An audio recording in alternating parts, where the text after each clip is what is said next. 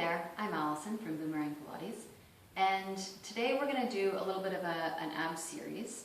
So you can follow along. You'll need a bolster or a series of blankets or towels. You could use a half dome, you can also use some rolled up towels. A block is helpful, and other than that you just need your body and to be ready to go. We're going to start with a little bit of a discussion about a psoas release. This is a pretty it's a more complex activity than you might think for something that looks just like you're having a nap. Initially, you want to let yourself sit so that you're nice and heavy through your legs. You want to start just rolling yourself back. So I've gone into a pretty high bolstered position here. Well, however you end up bolstered, you want to make sure there's a nice easy curve that goes from your ear down through your shoulder, down through your spine, so that you can be really relaxed. We're looking to let the belly and the ribs soften and drop without your legs really hiking and pulling off the floor. So this should be really comfortable and smooth feeling. You can see if I take this block away, you don't want to end up here, right, where it's not comfortable through your neck. But you might not need that much padding. You might be okay with this much bolstering. And that might feel really good to you. Or it might really leave you really pulled up and uncomfortable, so you want to make sure that however you're doing this, you feel good and safe. And you can hang out here comfortably for, anywhere from 2 to 10 minutes, whatever feels good to you. You might even not need a bolster at all. You might be happy with a half dome under your shoulders and a block under your head. And certainly the more you do this, you'll find that what you need changes. So make sure that you're choosing the right amount of bolstering for something that feels like it's relaxing and soft and easy, that you can let your ribs drape down. You probably will start with your ribs off the floor and you're just letting them settle down. You can certainly put something under your ribs as an additional bolster if you want, that you can settle down into if that makes your body happier. Once you've done that for a couple of minutes, you're going to scooch this out of the way, and you're going to put a block or a book or a phone book or something, if anybody still has phone books out there, under your pelvis. You want to have your feet nicely down below your knees.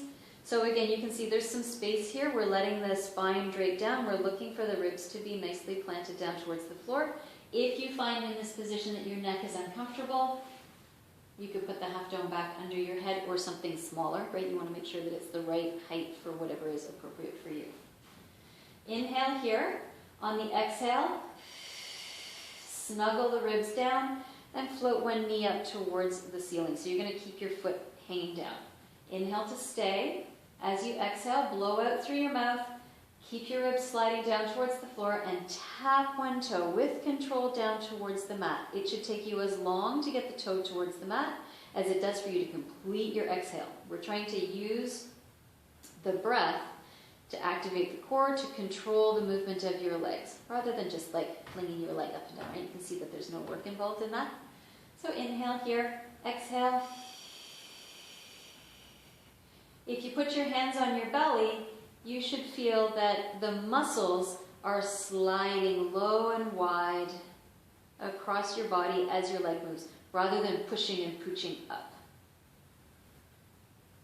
You can do about 1 minute's worth of this on this side. You can think about things like, are you pushing really hard into the floor with the other foot? That's going to make it easier. So you want to make sure that you've got a nice light, like your foot is sitting on moss. Is your pelvis level? Can you feel your weight even from bum cheek to bum cheek on the yoga block? Inhale here. On the exhale, bring the leg all the way back down and rest it onto the floor. Inhale to stay. Exhale, float the other leg up. Ribs are dropping down. Abdominals are gathering in towards center, so we're not getting the pooch and the push. And then you exhale and you slide down. And again, it's a nice, easy foot, totally relaxed, draping towards the floor. This is not relaxed, right? We're keeping active through your torso. Again, check in. Light and floaty foot on the other side. Nice and heavy through the pelvis on both sides. As you exhale, imagine your jellyfish, your pelvic floor jellyfish and your diaphragm jellyfish are being able to drift up to help expel the air. The diaphragm jellyfish widens, the pelvic jellyfish widens as you inhale and the air travels down. It can be really counterintuitive, that breath pattern, so you can certainly play with that. A couple more on the side. Trying to maintain even and equal distance between your ribs and your hips on both sides. Last one, and bring the foot all the way down. And then you can lift your hips, slide your bolster out of the way, and then we are going to a half roll back. So your stomach muscles can really only be as strong as your back is pliable. So you have to be a little bit judicious about your range here. If you're really tight in your back and you try and push into your stomach muscles, it's going to kind of go all up into your neck and shoulders, which is not so great. So we're looking for a nice wide open, easy roll through to the back. We're trying to curl over the sit bones and towards the back of your sacrum until your arms are long and straight. And then you're just going to float back up. Exhale, tailbone curl, low abdominal muscles contract, back opens up. And then inhale, just roll yourself gently back up. You can use a little bit of arm to help you. We're trying to not make the pull up a big pull into your back.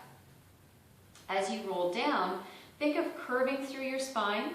Think of your stomach muscles lining the front surface of your spine. And then relaxing your pelvic floor a little bit, right, so that you're not clenching. You're making sure that you're not just using your arms to pull you back and forth, and that as you roll back, your upper body is staying pretty stable and neutral, as opposed to just leaning here. This is really uncomfortable. You can hear it in my voice, right? There's no curve here. So if you're tight in your back, your half roll back might look more like this. And that would be okay too, right? It's all about moving within what is your safe, strong, competent, comfortable capacity, and that will change over time. And then you float back up. You want to keep your legs nice and relaxed. If you're getting too grippy in your hip flexors here, you can certainly bring your legs down. Put your hands along the sides of your legs and tailbone curl and roll back only as far as you can go. It will be less, right? You won't go as far. And then roll yourself up and stack. And tailbone curl. So it's just this mobilization of the lower back, stomach muscles active, and then you roll back up. And then you grab your bolster or your sofa cushions or your blankets or whatever you're using. You're going to sit up on the bolster, which might, at this point, you might lose my head. No, maybe not. From here, you're going to do a seated twist, moving right from the base of your ribs. You can fold your hands over your shoulders and slide around. Your pelvis stays square to the front. We're not doing a big turn from the shoulders, just spinning the base of the ribs. We're trying to really specifically address the obliques that run between your pelvis and your ribs and making them do the work. If you feel the strain going into your back, or not strain, but if you feel like you're mostly working in your back, you want to make sure that you're not, as you twist, going this way. See how I popped forward? So now I've got a lot of sensation happening in my back as well as across my obliques.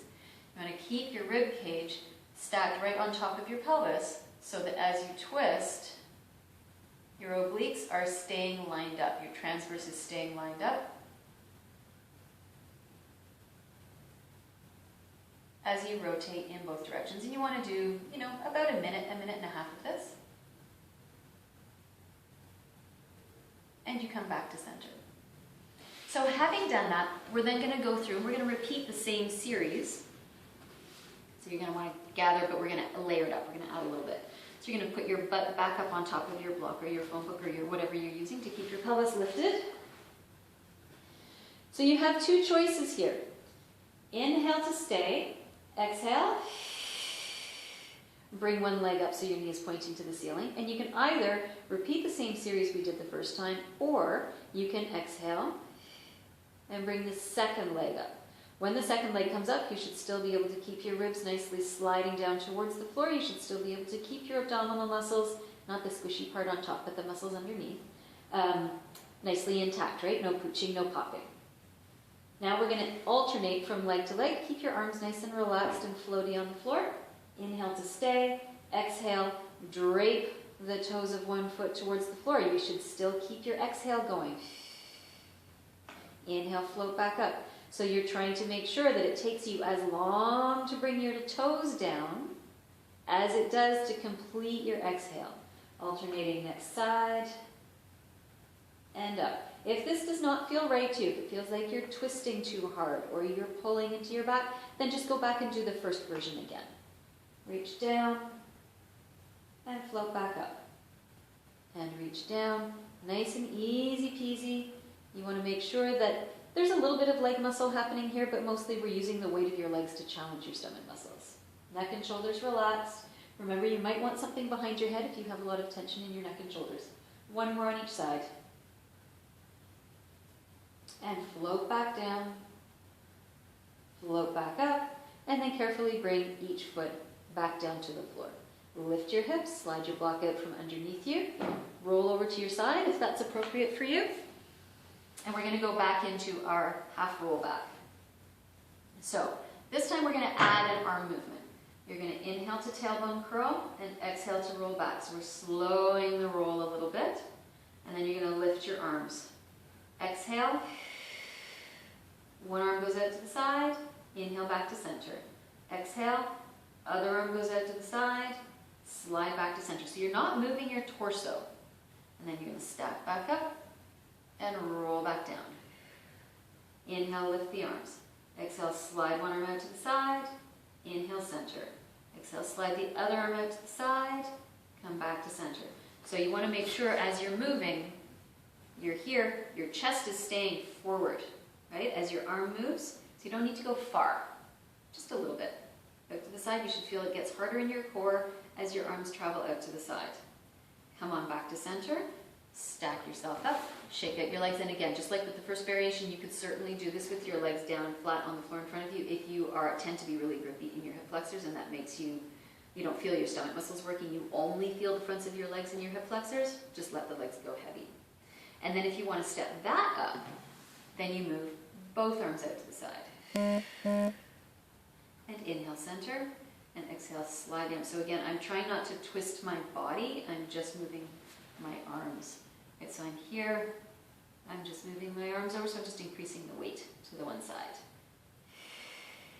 And center, and stack all the way back up. And then come back onto your twist.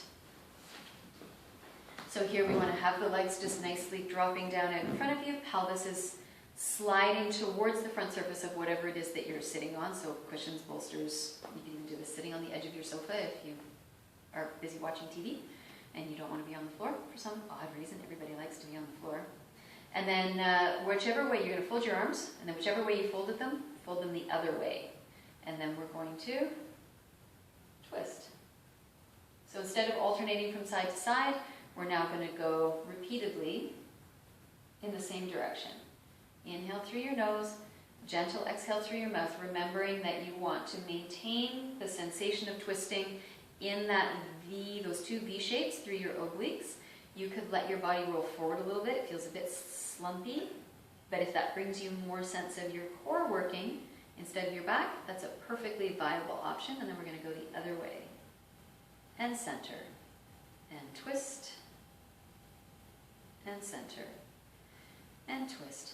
And if you are, if you're a teacher and you're thinking about these, this little series is actually really effective even for people who have a really strong core, like people who do lots of core work. When you narrow it in, you give them the opportunity to really focus on getting all the accessory bits out that we tend to do when we do big percussive movements. This can be a really nice little wake up for the deep muscles of your core. One more. Come back into center. Let your arms relax. Finish with a couple of nice breaths. So we're going to picture the diaphragm, the curve of the diaphragm. You have your jellyfish image, right? Under your diaphragm, you have the jellyfish that is your pelvic floor, and your transverse muscles wrapping around in between. So as you inhale, the jellyfish widen and drop down, and that change in pressure helps the air to come into your lungs. So you want to go this way. And then as you exhale, the jellyfish dome back up again. And we have the air being expelled back out. Inhale, nice and easy. Don't go past your comfortable range. We don't need to be doing great big huge breaths. We're trying to keep this chest area nice and soft and pliable. And we're trying to let the transverse muscles stay responsive. So this is where we're getting the bulk of the movement. Inhaling into the sides of the ribs. Jellyfish drops down. Exhale. The diaphragm pulls up. That change in pressure gathers up the transverse, gathers up the pelvic floor, and everything slides up. You don't need to do a Kegel. We're just observing to see if you get that sense of reciprocal action from those two muscles. And so then you can have a relax. And then what's really cool is to go from there and then go and do something. Go and have a walk, or go and climb a tree, or go and pick up your kids, or go and carry your groceries home from the corner store. Your core will be a more active participant in the rest of your life if you can take a couple of minutes at a time to just do some very small, really mindful, thought-through actions that, instead of doing a great big movement, let you really target into center. So play with those. Have a lovely day. And if you like these, you can check out the other videos at Boomerang Pilates, and we'll see you next time. Bye.